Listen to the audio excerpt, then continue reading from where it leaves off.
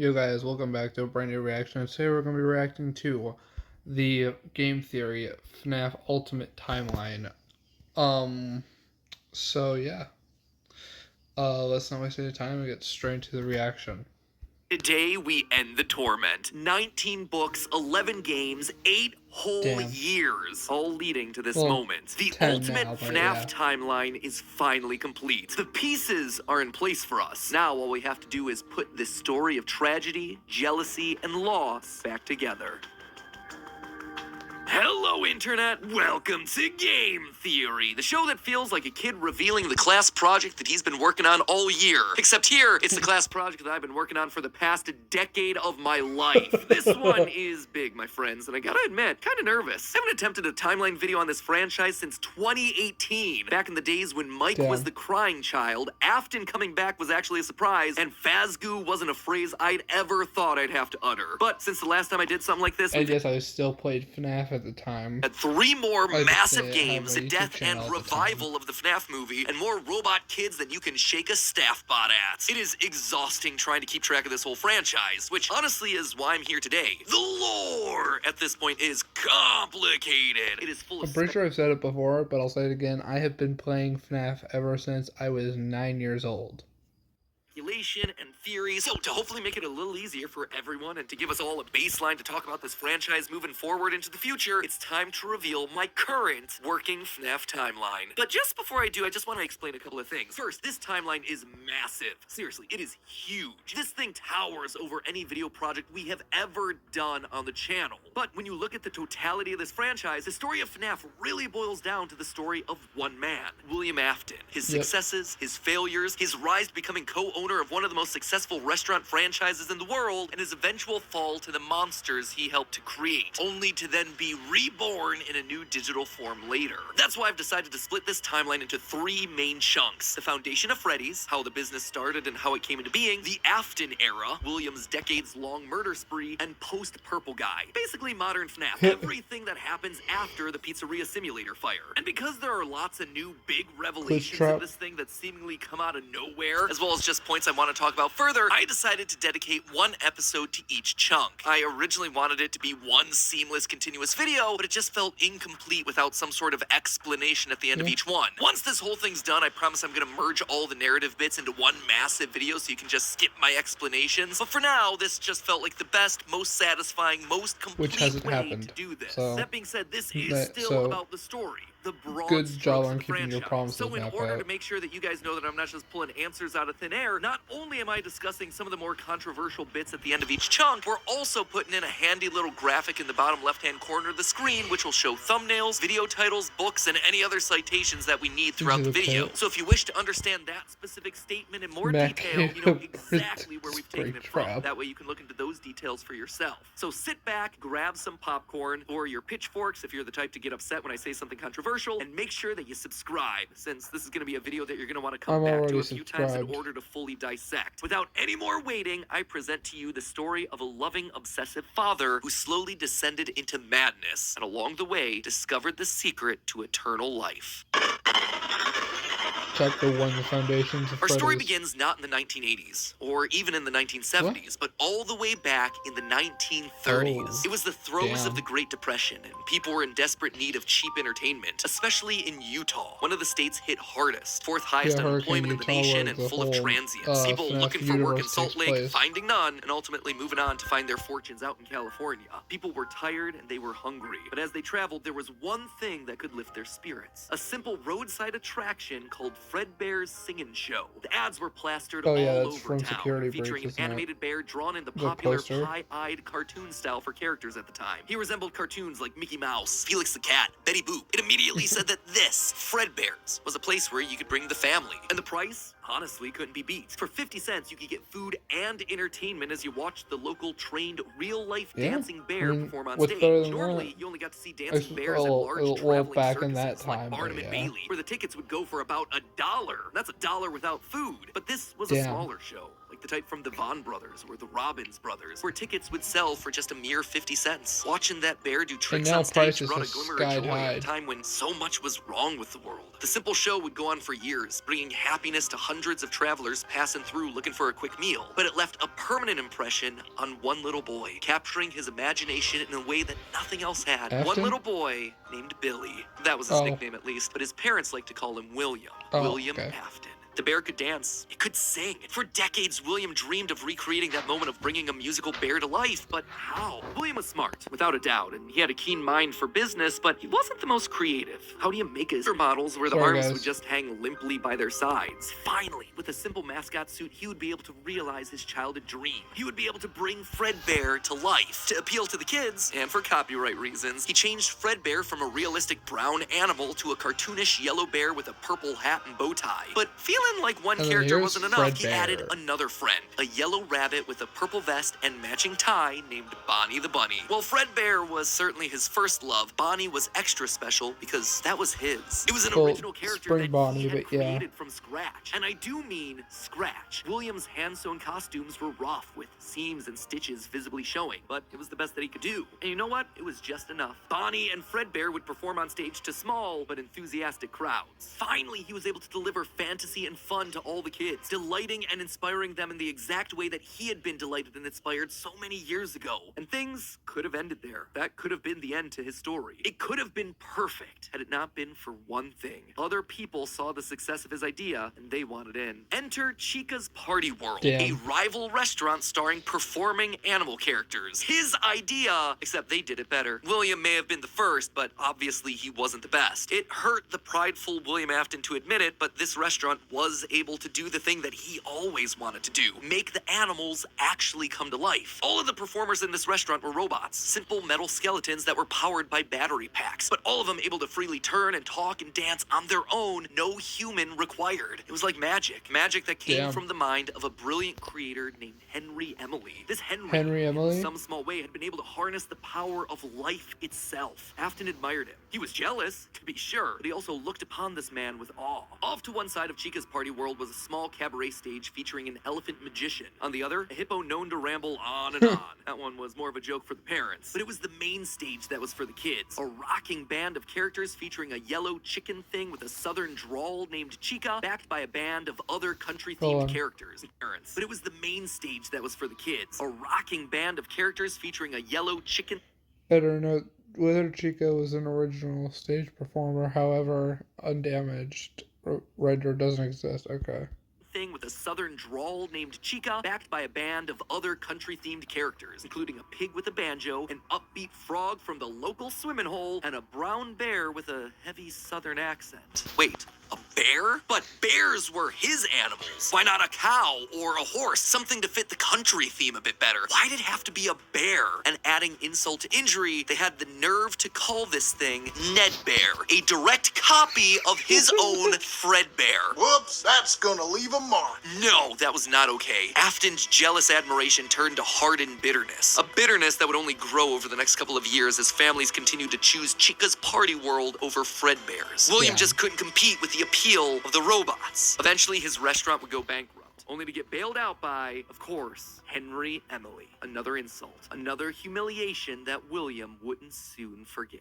1979. Despite being bitter, Afton couldn't deny that what came next was a period of massive success and expansion. With the two franchises now merged into one, it was the best of both worlds. Afton's ideas with Henry's robotic expertise. The two men decided to launch under a new name, Fredbear's Family Diner, a pizza chain that would eventually come to feature a mix of humans in performing suits as well as on-stage animatronics. They decided to stick with Fredbear as the headliner, considering the yellow bear was easily identifiable as a brand because he was the original performing animal mascot. Afton appreciated that. This new restaurant would also see a mix of characters as the two franchises merged into one, with Pig Patch and Happy Frog performing right alongside Fredbear and Bonnie. And as part of this one big Fredbear family, they even got themselves official merch that released, ranging from masks to magnets. The crappy Mr. Hippo fridge magnet?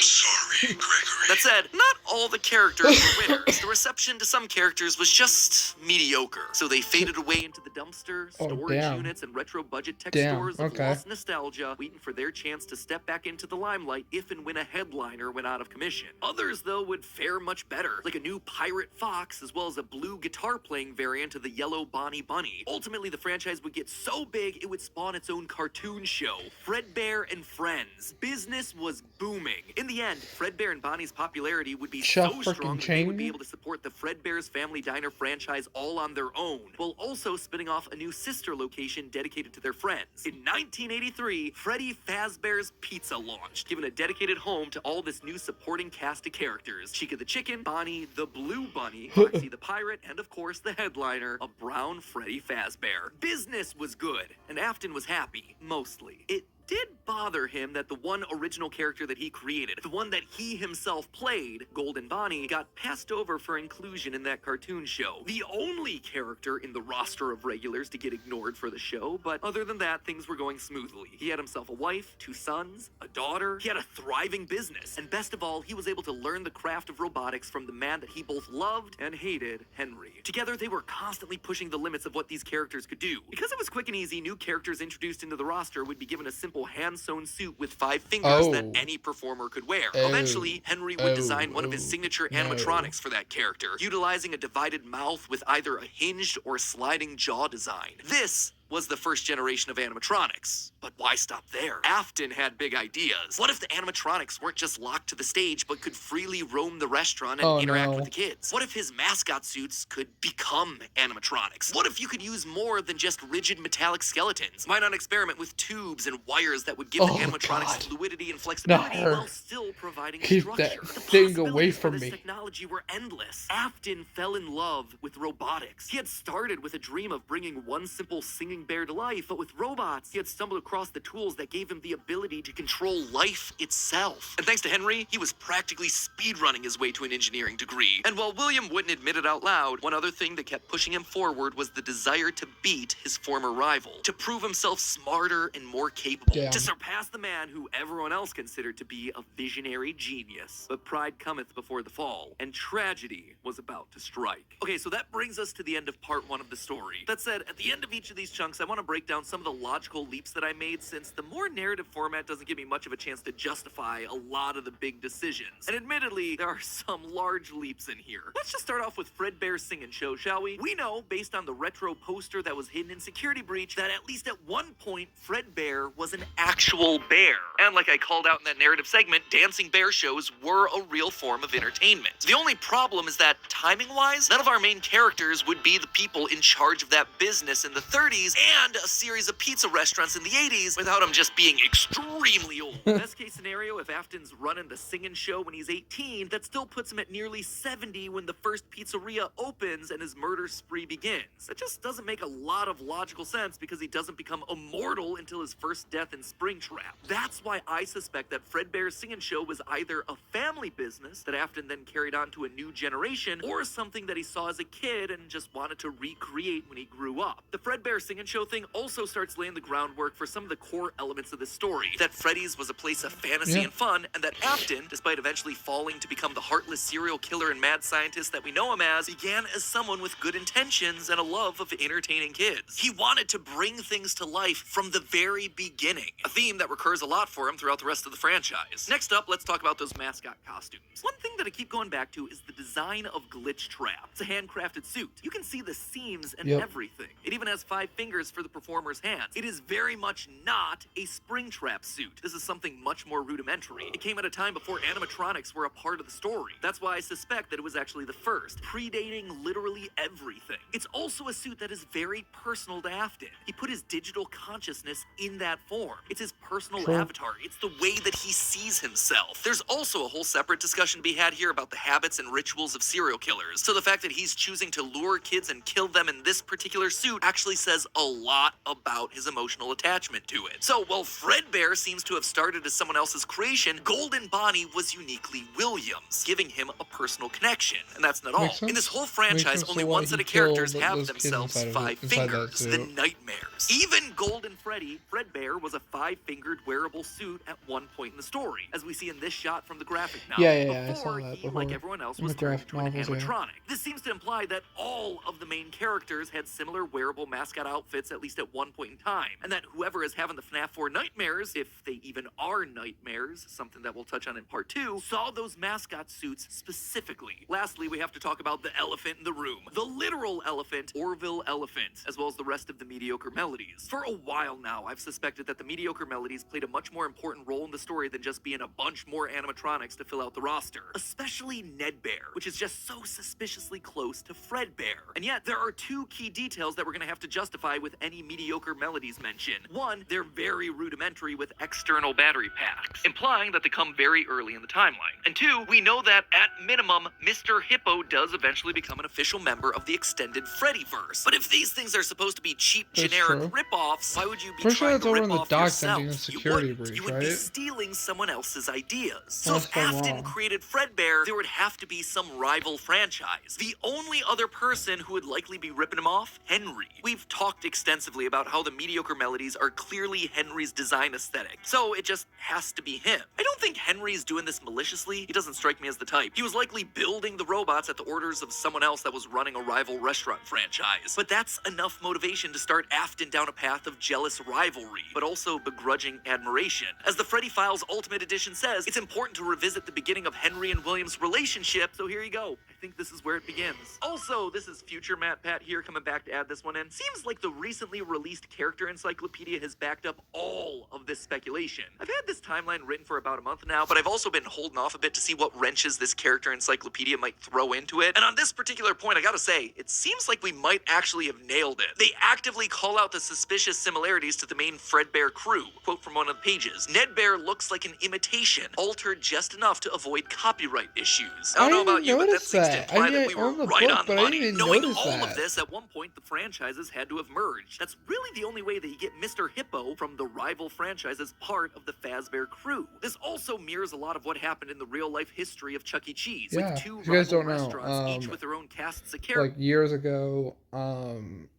even before I was even born, I'm pretty sure, Chuck E. Cheese and I'm pretty sure it was Showbiz Pizza that like combined like joint restaurants and ended up working together or merging something. to become one unified brand. Yeah. Again, we've gone into that in detail with other videos, just wanted to remind you all of that here. But why would I call out the rival restaurant as being named Chica's Party World? Few things, actually. First, we know for a fact that a location named Chica's Party World exists. It is mentioned in the source code teasing sister location, so it is out there somewhere and doesn't fit cleanly anywhere. Second, in the story The Puppet Carver, Chica is very explicitly looped in with the book versions of Pig Patch and Ned Bear, implying that she started as a mediocre melody. Thirdly, her design just fits better with the theme of down-home country animals with southern accents playing the banjo and eating with bibs. And with her being the headliner of the show with her name on the restaurant, it would make sense then that when the restaurants merged, she was the one that was added to the main cast of characters while all the other mediocres faded away. It's also why when Freddy's closes after Yeah, it William's makes killing sense spree, why she's the over one inside the branched back Fazbear band off now. into her old franchise and is therefore missing in sister location. A detail that's bothered me for years at this point. It might also explain why William decided to stuff his first dead kid into Chica.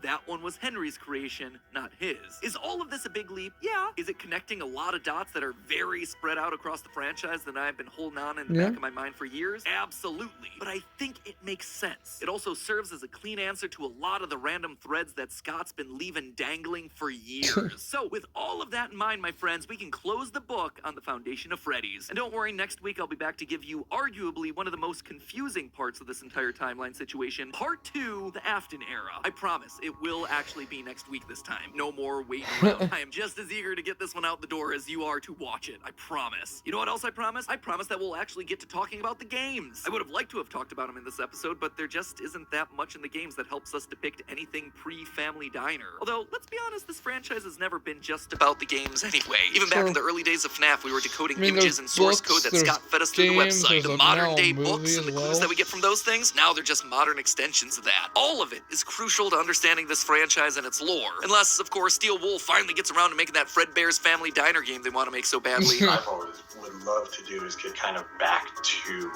I have no clue if we'll ever be able to do this, but getting back to kind of like the origin of like Fazbear Entertainment, or the origin of Freddy Fazbear. But in the meantime, while we wait for that inevitably cryptic game, I hope that this start to the timeline helps to fill in some of those gaps. I'm excited to share part 2 with you next week. If you haven't subscribed and rang the bell, make sure you do it now so you're notified when that part drops. And make sure to subscribe and like this video if you guys did.